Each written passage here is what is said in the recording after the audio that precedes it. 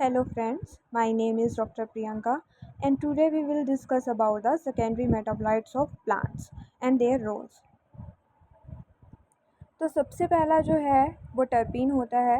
वैसे उससे पहले मैं आपको बताना चाहूँगी कि प्राइमरी मेटाबोलाइट्स क्या होते हैं एंड सेकेंडरी मेटाबोलाइट्स क्या होते हैं।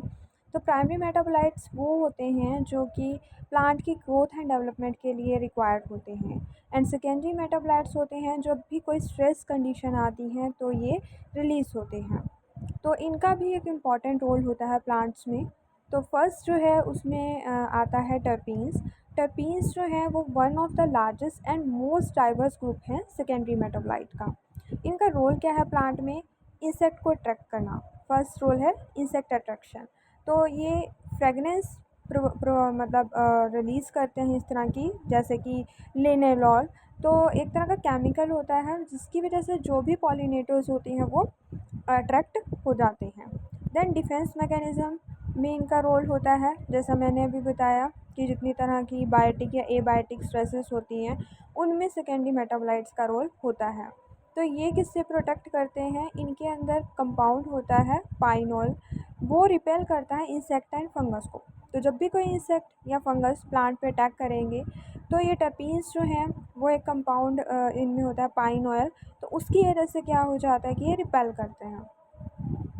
Then growth regulation, hormones like gibberellic acid and abscisic acid they regulate the growth and stress responses. Second category है हमारे पास सेकेंडरी मेटाबोलाइट की फिनॉलिक्स। फिनॉलिक्स क्यों कह रहे हैं इनको? क्योंकि जहाँ पे भी हाइड्रोक्सिल ग्रुप लगा होता है वो फिनॉल्स होते हैं, जब भी एरोमेटिक हाइड्रोकार्बन रिंग से। इनका फंक्शन क्या है कि एंटीऑक्सीडेंट होते हैं, की तरह वर्क करते हैं। ये प्रोटेक्ट करते हैं प्लांट को ऑक्सीडेटिव स्ट्रेस से, जो कि वेरियस एनवायरमेंटल फैक्टर की वजह से होती है। तो जब भी ऑक्सीडेटिव स्ट्रेस होती है ना तो उसकी वजह से जो प्लांट्स हैं ना उनमें बहुत सारे चेंजेस होते हैं, उनकी ग्रोथ पे इफेक्ट पड़ता है, उनकी डेवलपमेंट पे इफेक्ट पड़ता है। तो अगर एंटीऑक्सीडेंट आ जाएंगे तो वो फिर डिफेंड करेंगे उस स्ट्रेस से।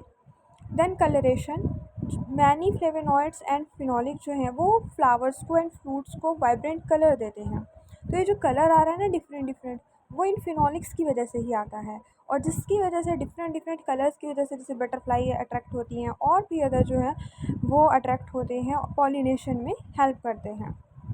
देन डिफेंस, इनका भी डिफेंस मैकेनिज्म में रोल होता है कि जो फिनोल्स होते हैं ना वो डिटर करते हैं हर्बीवोर्स को एंड इनहिबिट करते हैं जितने भी माइक्रोबियल पैथोजन होते हैं।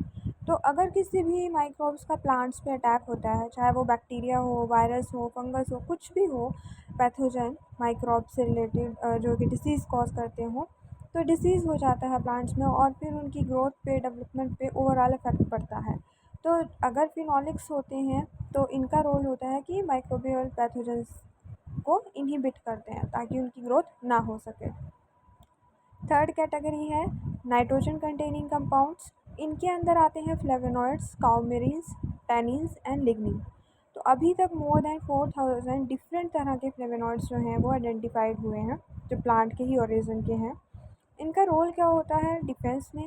जैसे कि अल्केलॉइड्स एंड निकोटीन एंड मॉर्फिन, ये डिटर्जेंट्स की तरह एक्ट करते हैं, जिनका काम होता है कि वो हर्बीवोर से प्रोटेक्शन देते हैं एंड पैथोजन से।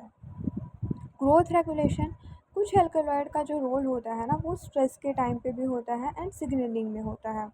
जैसे कि एग्जांपल है क्वेरसेटीन, जेनेस्टीन, रिसर्वेसेटल एंड टैनिक एसिड, हाइड्रोक्सी काउमेरिन। तो ये सब वो कंपाउंड्स हैं जिनके अंदर नाइट्रोजन ग्रुप लगा हुआ है। देन आते हैं सल्फ़र कंटेनिंग कंपाउंड्स। तो ये भी हमारे पास क्या है? सेकेंडरी मेटाबोलाइट्स हैं एंड इनके अंदर क्या होता है कि ग्लूकोसिनोलॉट एंड थायोल्स होते हैं जिनके अंदर स्ट्रक्चर में सल्फ़र ग्रुप हो। इनका रोल होता है डिफेंस में। जैसे कि हमारे पास जो ग्लूकोसिनोलॉट होता है वो क्रूसिफर वेजिटेबल्स में मिलता है और इसकी एंटी माइक्रोबियल प्रॉपर्टी होती है कि माइक्रोब्स को इनहिबिट करता है। साथ में स्ट्रेस रिस्पॉन्स में इनका रोल होता है कि ये जो प्लांट्स होते हैं वो ऑक्सीडेटिव स्ट्रेस से बचाते हैं एंड हैवी मेटल की टॉक्सिसिटी से भी प्रिवेंट करते हैं, कि अगर कभी हैवी मेटल की कंटामिनेशन हो जाती है तो उससे भी ये प्रिवेंट करते हैं। तो जो सेकेंडरी मेटाबोलाइट्स है ना उनका बहुत इंपॉर्टेंट रोल है प्लांट्स की स्ट्रेस में। स्ट्रेस से वो प्रोटेक्शन जो देते हैं मेन, वो नेचुरली जो प्रोटेक्शन मिलती है वो इन सेकेंडरी मेटाबोलाइट्स की वजह से ही मिलती है। तो आई होप आपको मेरी ये वीडियो पसंद आई होगी।